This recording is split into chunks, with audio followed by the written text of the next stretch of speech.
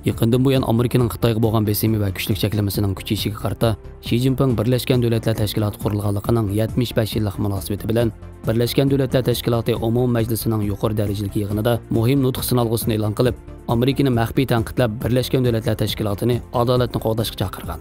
Ammo shu nutq so'zlash jarayonida ikki qatim xato talaffuz qilgan. Xitoy davlat taratqullari Xinhua agentligi Xi Jinpingning 21 sentabr qilgan muhim nutqini xabar qilganida astoydil to'rdashlar Xi Jinpingning xato talaffuz qilib yana bir qatim xatolik sodir qilganligini bayqadi. Twitter to'rdoshlari bu sin ko'rinishini qayta tarqitib, 40 sekund vaqt ichida ikki qatim xatolik ko'rildi. Xalqaro tartib deganni xalqaro qizil tartib deb o'qiganligini ko'rsatgan. Uningdan boshqa Xi Jinping qo'lyozmani o'qiyotganda, uning endi o'tirgan bosh minister Li Keqiang ikki qatim yo'tilib, üsteldagi hujjatlarni varaqlab nihoyat o'ng'aysizlangan.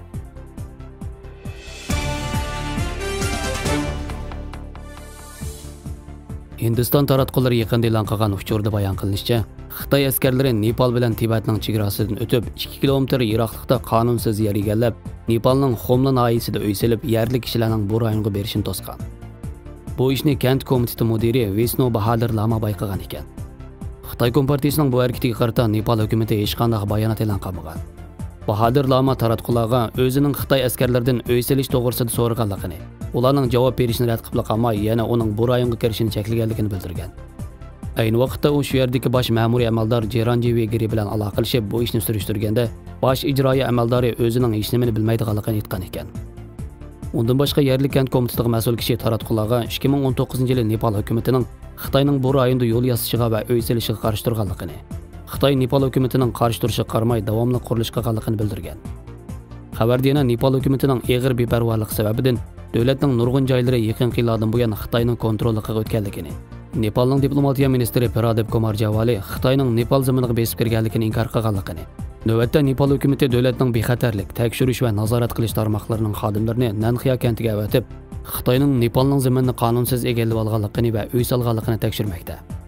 Uningdan boshqa xabarlarda nurg'un Xitoy fuqarolari Xitoy virusi sababidan xizmat fursatidan mahrum qolganligi, ularning hayotiy va iqtisodiy eg'ir qiyinchiliklarni olib kelganlikdan Xitoy kommunist hukumatiga norozilik qo'zg'agan.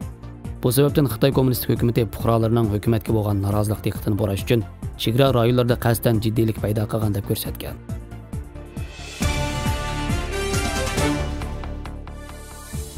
Falun Gong praktikanti va Malayziyadagi partiya fidoyilaridan Shia xonim Davr gazeti muxbiriga Beyjinglik bir yashangan kishining yaqinda o'z ixtiyorligi bilan partiyadan ayrilishni va partiyadan ayrilganlik isbotini iltimos qilishni talab qilganligini aytgan.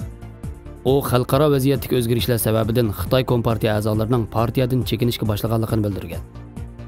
Amerika taratqullari yaqinda Trump hukumatining Xitoy partiya a'zolari va ularning oila tavobatlarining Amerikaga kirishini butunlay cheklaydigan ma'muriy buyruq tayyorlayotganligini, shundaqla harbiy xodimlari va davlat korxona boshqaruvchilarining kirishini cheklaydiganligini oshkorlagan. Amerika taratqullarining xabariga qaraganda, Oqsaroy Xitoy Kompartiya a'zolarining Amerikaga kirishini cheklaydigan prezident xitobnomasi tayyorlayotgan bo'lib, agar prezident Trump imzo qo'ysa, cheklangan Xitoy Kompartiya a'zolari Amerikaga kirmay qolmasdan, balki Amerikada yashayotgan Xitoy Kompartiya a'zolari va oila a'zolarining vizasi bekor qilinib Xitoyga qaytarildi ekan.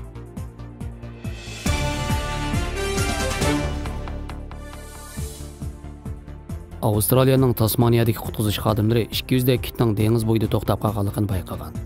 3 kun ichida taxminan 470 ta kit topilgan. Bu Avstraliya hozirgi zamon tarixidagi eng og'ir ahvol bo'lib, aloqador xodimlarning aytishicha, ulardan kam deganda 380 ning o'lganligi jazmlashtirilgan. To'xtab qolgan ushquch kit Eordan daryosining g'arbiy qirg'og'idagi Macquarie portidagi o'xshamagan 2 o'rinda topilgan.